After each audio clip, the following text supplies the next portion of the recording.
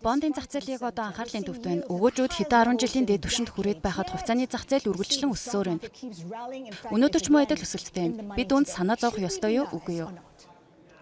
Миний бодлоор хөрөнгө оруулалтын ертөнцид тодорхой хэмжээнд болгоомжтой байх нь үргэлж зөв. Учир нь таны хэлсэнчлэн геополитикийн эрсдлүүд их байна. Олон дайн үргэлжилж байна.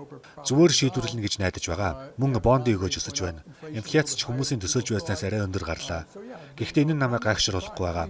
Зарим хүмүүс бондын өгөөж өсөж байгааг гайхаж байна. Гэтэл өгөөж хизээч өсөхгүй мэт ойлголт өөрөө анханасаа буруу байсан.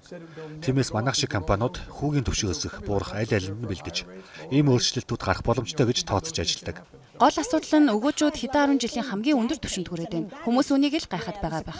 Миний бодлоор өгөөжүүд одоогийн түвшнээс савгүй өндөрч өсөж магадгүй. Тийм гэж үү? Хэр өндөр гэж? Та хэдэн 10 жил гэлээ. Гэхдээ ковидын богино хугацааны савлгааг эс тооцвол бид 2008 оны дэлхийн санхүүгийн хямралаас хойш хамгийн хүчтэй бух зах зээлийн нэгийг тууллаа. Мөн маш урт хугацаанд хүүгийн түвшин ерөнхийдөө том бага байсан. Гэхдээ дэлхийн ертөнц өөрчлөгдөж байна. Бид хадгаламжийн илүүдэлтэй орчноос хадгаламж хүрэлцэхгүй нөхцөл рүү шилжсэн байж магадгүй. Нөгөө талаар хиймэл оюуны хөрөнгө оруулалтыг харахад зөвхөн Америк нэгдсэн улсад л ихэд өнгөрсөн жилээр 450 тэрбум $, энэ жил 750 тэрбум $, иргэжил 180 $-д хүрэх төлөвтэй байна. Үүн дээр нэмээд дэлхийн төсвийн алдагдлууд түүхэндээ түвшинд хүрээд байна. Засгийн газрууд тэр дундаа манай улс ч асар их хэмжээний мөнгө зээлэх шаардлагатай болж байна.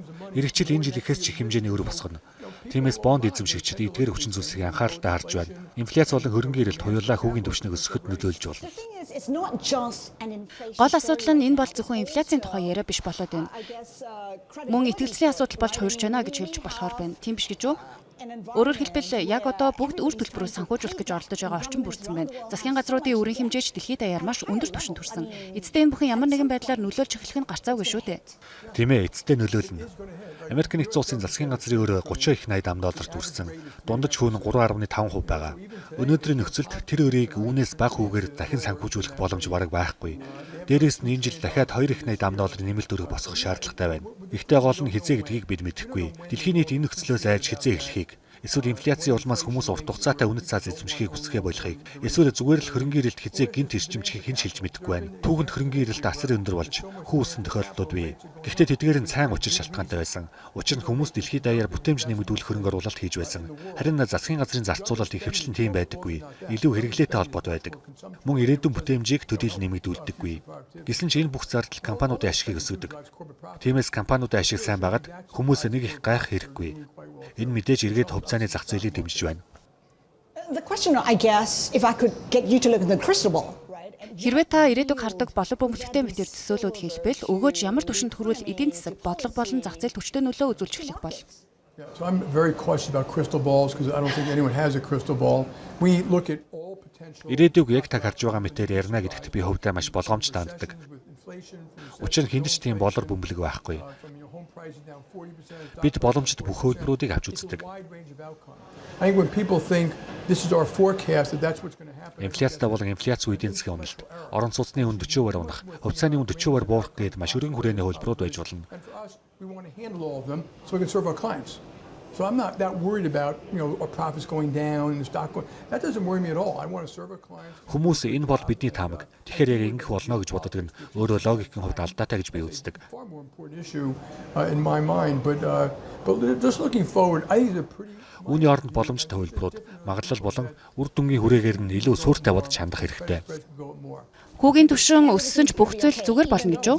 Үгүй, нэг талаараа маш олон хүн илүү өндөр хүүтэй нөхцлөөр өрөө дахин санхүүжүүлэх шаардлагатай болно. Одоогоор хүмүүс бие нөрөө ойролцоо ижилгүүгээр дахин санхүүжүүлчих нэ гэсэн ерөнхий төсөөлөлтэй байна. Гэхдээ эзэдлийн зөрүү эсвэл хүмүүс, компаниуд болон засгийн газрууд илүү өндөр өртгөөр зээл авах шаардлагатай болно. Тэгэхээр энэ нь санхүүгийн систем дарамт үүсгэж, эдийн засгийг уналт руу түлхэх хэрэгсэлтэй. Дахин хэлэхэд би уналт тохиохоос айгаад байгаа хэрэг биш юм. Гагцхүү ажилгүй болж хүмүүст л хүндцдэг. Гэхдээ ийм нөхцөл байдал үүсгэх нь бүрэн боломжтой хөлбөр гэж харж байгаа. Эрсдлүүд биш үү дээ. Хүмүүс кредит зах зээл дээр хит тайвшир саналгатай. Хэрэг өгөөжүүд үргэлжлэн өсвөл илүү дарамт үүснэ. Энэ асуудал цаашдаа хэрхэн өрнөх бол? Маш олон компани өндөр өрийн хөшүүрэгтэй байна. Зах зээл дээр ойролцоогоор 5-6 их $80 эрсдэл өндөртэй зээлийн үлдэгдэл байна. Эдгээрийг одоогийн өндөр хүүгээр дахин санхүүжүүлэхэд хүндрэлтэй болно. Мөн хувьцааны үнэлгээ мэдэгдэхүйц буурна. Зарим нь үүнд бэлтгэлтэй байгаа бол зарим нь эрсдлийг хээж хийсэн. Гэхдээ маш олон хүн хийж хийгээгүй. Хүмүүс үүнийг тэр бүр анзаардаггүй ч ингэснээрээ тэд хүүгийн эрсдэл авч байна гэсэн үг. Хүүгийн эрсдэл авч байгаа үед маш болгоомжтой байх ёстой. Таны хэлсэнчлэн энэ нь санхүүгийн системд дарамт үүсгэж болзошгүй. Өндөр хүчтэй бондуудын эрэлт асар хүчтэй хിവэр байна. Инфляц буурахгүй өндөр түвшинд хадгалагцаар байгаагүй л харгалзан ийм эрэлт үргэлжилж байна. Энэ санаа зовх асуудал мөн үү үгүй юу? Таны ихэнд хэлсэнчлэн зах зээл дээр тодорхой хэмжээний хэд өөдрөг хандлага бий. Би лав хувьдаа илүү эрсдэлтэй хөрөнгө оруулах сонирхол үгүй байна. Бусад хүмүүс юун ч хуурах надад тэмч чухал биш. Энэ түвшинд би өндөр эрсдэлтэй бонд худалдаж авахгүй. Мэдээж бусад хүмүүс өөр байр суурьтай байж болно. Гэхдээ зах зээл дээр олон хөрөнгө оруулагчид индекс дагсан хөрөнгө оруулалтын сангуудаар дамжуулан худалдаа авалт хийдэг. Тэд голдоо өөрсдөө бага зэрэг нэмэлт өгөөж бий болгохыг л зорж байгаа болохоос эрсдэлтэй бондын хүүгийн зөрүү хэд бага түвшинд хүрсэн эсхийг тэр бүр хардаггүй. Харин манайх шиг байгууллагын хувьд заавал авахаар бүгэ гэж хэлэх боломж байдаг давуу тал юм. Мэдээж бид банкны бизнес эрхэлдэг учраас зээл олгосоор байна. Миний бодлоор эдгээр зээлүүдийн эрсдэл хүмүүсийн төсөөлж байгаагаас өндөр байж магадгүй. Гэхдээ энэ нь тухайн үнэлгээ ханшдан таалагдаад хийж байгаа зүйл биш.